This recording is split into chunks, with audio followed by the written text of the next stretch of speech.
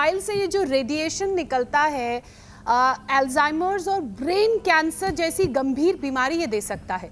तो स्वामी जी, जो लोग मोबाइल पर घंटों घंटों बात करते हैं या फिर जिनका काम ही मोबाइल से शुरू होकर मोबाइल पर ख़त्म होता है, जो रोज़ाना योग के साथ अपने लाइफस्टाइल में कुछ बदलाव करना चाहते हैं और मोबाइल का भी बड़ा इस्तेमाल करते हैं, उन लोगों को क्या क्या बदलाव करने चाहिए और कौन कौन से योगाभ्यास? एक तो डिजिटल फास्टिंग करनी चाहिए।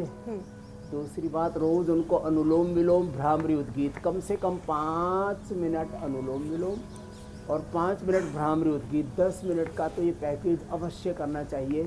तो उसके दुष्प्रभाव को रोक सकते हैं। रेडिएशन, पोल्यूशन, बहुत प्रकार की नकारात्मक ऊर्जा तरंगें इस ब्रह्मांड में तैर रही हैं और उन सब से हमें रूबरू होना पड़ता है। चारों तरफ नेगेटिविटी भरी पड़ी है, बीमारियां, रोग, विकार, सब प्रकार के जो है बुरे तत्व चारों ओर घात लगाए बैठे। और यदि हमने योग न किया तो ये सब चीज़ें हम पर हावी हो जाएगी। तो डिजिटल फास्टिंग रात को 8 बजे से सुबह 8 बजे तक और दिन में भी बहुत ज़रूरी होने पर फ़ोन पर बात करें ना। कुछ तो फालतू में बतियाते रहते हैं, बतियाते नहीं रहते, कुछ ना कुछ देखते रहते हैं। किसी को ऐसे ही मोबाइल को स्क्रॉल करने की आदत ही पड़ी रहती है, कुछ ना कुछ ऊपर नीचे दाएं बाएं करते ही रहते हैं। तो ये सब चीज़ों को छोड़ना पड़ेगा। पवन मुक्त आसन भी हम रोज़ करा देते हैं, उत्तान पादासन भी रोज़ करा देते हैं। ये 1-1, 2-2 मिनट रोज़ किया करें। और पूरी बॉडी को रिलैक्स करने के लिए मरकट आसन। और सुबह सुबह अपने घर में गायत्री मंत्र लगाया करें। हमने गायत्री मंत्र लगाया 108 बार, चूहों को सुनाया। चूहों को, खरगोशों को, उनको ब्रेन ट्यूमर पैदा किया, उनको अल्जाइमर, डिमेंशिया, पार्किंसंस, ऑटिज्म पैदा किया हमने और ये ठीक हो गए। अब जब चूहे, खरगोश, एनिमल्स ठीक हो सकते हैं, एनिमल ट्रायल किया हमने। 108 बार गायत्री मंत्र का जप चले घर में। तो आजकल तो ये मोबाइल पर से ही हो जाता है। अच्छा क्वालिटी का मोबाइल होता है, अच्छा स्पीकर लगा रहता है, उसी से काम हो जाता है।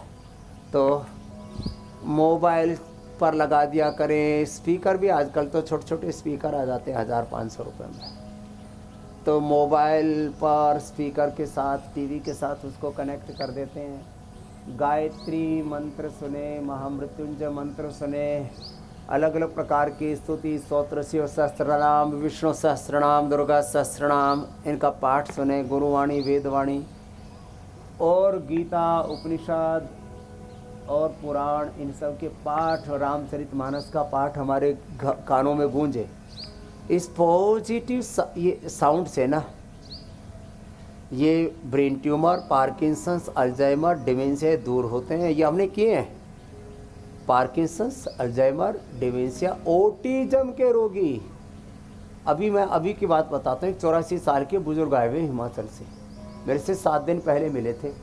तब ना मुझे पहचाने, ना अपनी बेटी को, ना अपनी पत्नी को।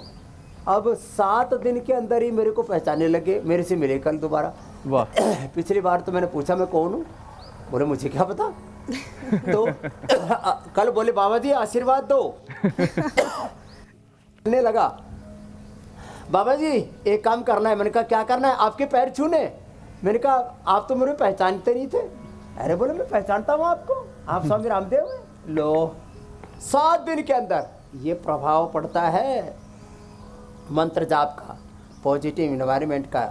यज्ञ थेरापी मेधाष्टि से हवन कराते हैं। तो ये बड़ी महत्वपूर्ण चीज़ है। इसकी हमने ऐसी अवहेलना की, इग्नोर किया है। योग से क्या होगा, यज्ञ से क्या होगा, गायत्री मंत्र के जप से क्या होगा, जब तब से क्या होगा, ऐसे ही हम बोलते रहे और अपने हाथों अपनी कब्र खोदते रहे। तो वापस आओ, बैक टू बेसिक। योग से जुड़ो, आयुर्वेद से जुड़ो, प्रकृति से जुड़ो, संस्कृति से जुड़ो और ब्रेन ट्यूमर से लेकर के सारे रोगों को जड़ से हटाओ, मिटाओ।